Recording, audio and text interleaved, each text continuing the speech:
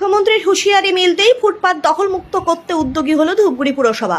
বুধবার সকালে ধূপগুড়ি পুরসভার পৌর প্রশাসক মণ্ডলীর সদস্য তথা জলপাইগুড়ি জেলা তৃণমূল সাধারণ সম্পাদক অরূপ দে সহ ধূপগুড়ি মহকুমার এসডিপিও গেল সেন লেপচা, ধূপগুড়ি থানার আইসি অনিন্দ ভট্টাচার্য সহ বিশাল পুলিশ বাহিনী এদিন ধূপগুড়ি শহরে অভিযানে নামে ফুটপাত দখলমুক্ত করতে। শহরের মূল প্রাণকেন্দ্র ধূপগুড়ি বাজার সহ থানা ও বিডিও অফিসে যাবার রাস্তায় থাকা প্রত্যেকে ব্যবসায়ীদের দক্ষ প্রশাসকের মতো অরূপ দে কড়াভাবে সতর্ক করেন, আধ ঘন্টার মধ্যে সরিয়ে ফেলতে হবে সমস্ত দোকানের সরঞ্জাম যেগুলো রাস্তার ওপরে রাখা হয়েছিল এতদিন ধরেই। পৌরসভার এমন তৎপরতা দেখে ব্যবসায়ীরাও তৎক্ষণাৎ সরিয়ে নেন সমস্ত সরঞ্জাম। প্রশাসনের এমন দক্ষতা দেখে খুশি শহরের মানুষ। মুদিখানার ব্যবসায়ী স্বপন কুমার মল্লিক বলেন, আমরা ব্যবসায়ীরাও ধূপগুড়ি পুরসভার এই উদ্যোগে খুশি। আমরা সমস্ত ব্যবসায়ীরাই পুরসভার এই নির্দেশ মেনে চলব। ডাকুমারি থেকে শহরে বাজার করতে আসা সীমা রায় বলেন, ফুটপাত থেকে দোকানের জিনিসপত্রগুলি সরিয়ে নেওয়ার আগে থেকে রাস্তা অনেকটা বড় হলো, এতে আমাদের চলাফেরা করতে সুবিধা হবে। শিক্ষক সুদীপ মল্লিক বলেন, ধূপগুড়ি পুরসভা একেবারে দক্ষ প্রশাসকের ভূমিকা নিয়েছে। আজ শহরের মানুষ থেকে শুরু করে আশেপাশের গ্রামের প্রত্যেকে আসে ধূপগুড়ি বাজারে বিভিন্ন কাজে। প্রশাসনের এই উদ্যোগে প্রত্যেকেই উপকৃত হবে। ধূপগুড়ি পৌর প্রশাসক মণ্ডলীর সদস্য তথা জলপাইগুড়ি জেলা তৃণমূল সাধারণ সম্পাদক অরূপ দে বলেন, ধূপগুড়িতে যেহেতু ফুটপাত দখল করে অস্থায়ী কোনো দোকান চলে না, তাই কাউকে উচ্ছেদ করার কোনো প্রশ্নই আসছে না। আজ প্রত্যেক ব্যবসায়ীকে সতর্ক করা হলো যাতে তারা আর কোনোভাবেই রাস্তার ওপর কোনো দোকানের সরঞ্জাম না রাখে। আজ সতর্ক করবার পরও যদি কোনো দোকানদার এই কাজ করেন তবে আইন অনুযায়ী ব্যবস্থা নেওয়া হবে। উল্লেখ্য, মঙ্গলবার রাতেও একইভাবে ধূপগুড়ি থানার পুলিশ ফুটপাত দখলমুক্ত করতে অভিযানে নামে।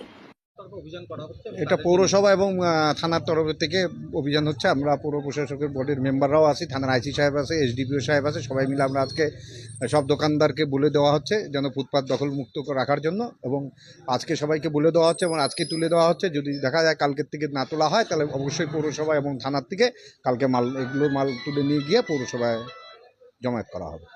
কতদিন এই অভিযান চলবে? এটা যতদিন পরিষ্কার না হবে ততদিনই চলবে।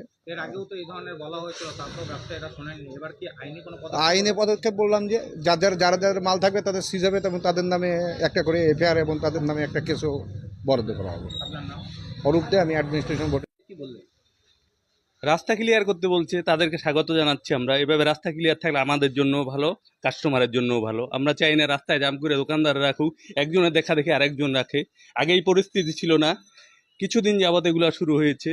এগুলোর পক্ষপাতে আমরাও নয়, প্রশাসনের সঙ্গে আমরা সার্বিকভাবে সহযোগিতা করব। মুখ্যমন্ত্রী বলার পর মানে এটা আসলো আজকে, হয়তো আবার কবে আসে কোনো ঠিক নাই। যদি সপ্তাহে 2 দিন করে অভিযান করে তাহলে রাস্তাগুলো ক্লিয়ার থাকবে। আমরাও চাই রাস্তা ক্লিয়ার থাক। রাস্তা ক্লিয়ার থাকলে জনগণ বেশি আসবে, বেচা কিনা ভালো হবে। বছরে কবার আসতো এর আগে? এর আগে কোনোদিন দেখিনি, আজকে দেখলাম। আপনার নাম? বিপ্লব দত্ত।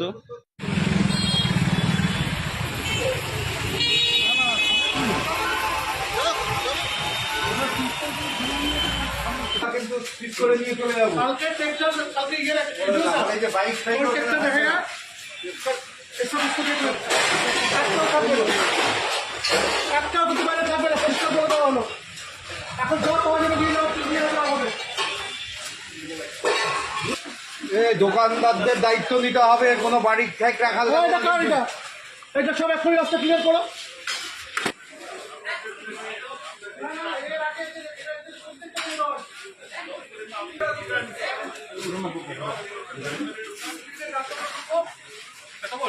আবার কালকে হবে সেটা না, কিন্তু কালকে থেকে তুলে নিয়ে চলে যাওয়া হবে। এটা যার যার আছে তার ঢুকালে খেলে এরপরে হবে না, বলে লাভ নাই কিন্তু। সবাই করতে লাগবে